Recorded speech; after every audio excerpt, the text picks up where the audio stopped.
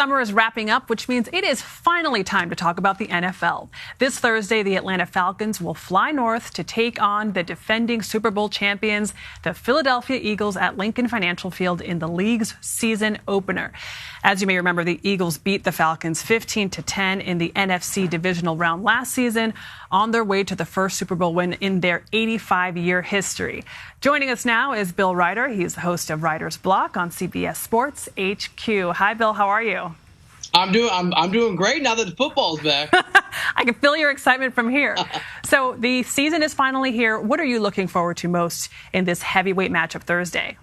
Yeah, I can't wait. There's so many storylines. The Falcons last year really carried the burden of that hangover from that Super Bowl collapse now a couple years ago into that season. I think we're going to see an Atlanta team that is poised to get back to where they belong. And for the Eagles, coming off having won the last Super Bowl 52 in Minneapolis, they've got a lot of questions. Those Super Bowl hangovers are real things. We know Nick Foles will start. Carson Wentz is still going to be sidelined with that injury. So what the Eagles can be without their quarterback and with the weight of trying to repeat, it's going to be fascinating to see what each of these teams look like in week one.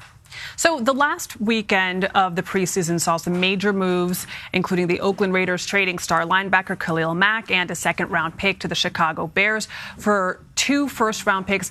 What's your take on that deal? Yeah, maybe that's part of the reason I'm in such a good mood. I'm a Bears fan, and it's utterly baffling. I've talked to people around the NFL today, and people just don't understand really what John Gruden in Oakland is doing. Khalil Mack is expensive. He got a $90 million guaranteed deal, much more than that if you include non-guaranteed money for 6 years from the Bears. That's the price of doing business. Defensive Player of the Year 2 years ago. He's a superstar. For me, the takeaway is the Bears, which had a really good defense already last year, could be really interesting. It's a tough division, but a really good football team this year. And the Raiders, in giving up their best player, I know for 2 first-round picks, but still, it is unprecedented and baffling to watch a team like the Raiders do that, having spent so much money, $100 million, on John Gruden. You'd think they'd want to win now.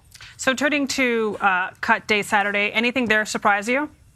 Yeah, a few things. I mean, speaking of John Gruden, he gave up a third-round pick for receiver Martavis Bryant.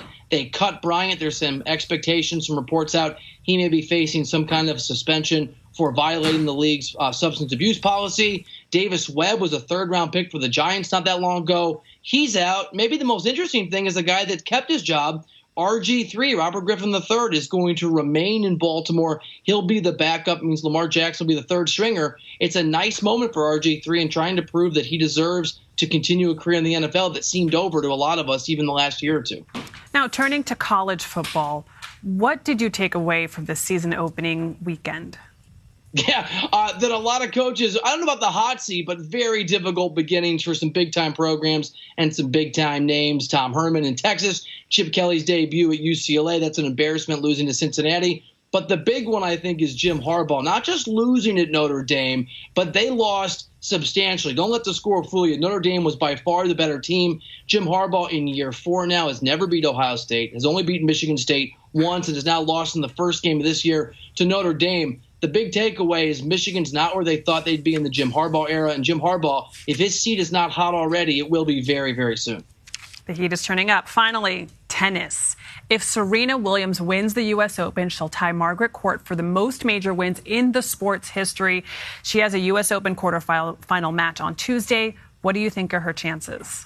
You know, I texted a few former professional tennis players to see if I was just becoming a fan here, and my hope that Serena could do it. And the message that came back was, that level of greatness that you just walked us through, what Serena's on the brink of doing, you never sell that short. You never doubt it. Yes, she's obviously coming back to the game. She's talked about her conditioning, trying to get in a little bit better shape. But to my eyes, she looks like the Serena Williams, dominant, tough, mentally strong. I think she has a great chance to do it because Serena Williams, not just the greatest female tennis player of all time, she's one of the great, if not the greatest tennis players of all time, period. And I think we're going to see very soon, maybe at this U.S. Open, her playing like it again.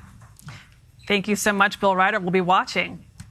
You bet. And don't forget, you can watch Bill's show, Reiter's Block, Monday through Thursday at 4 p.m.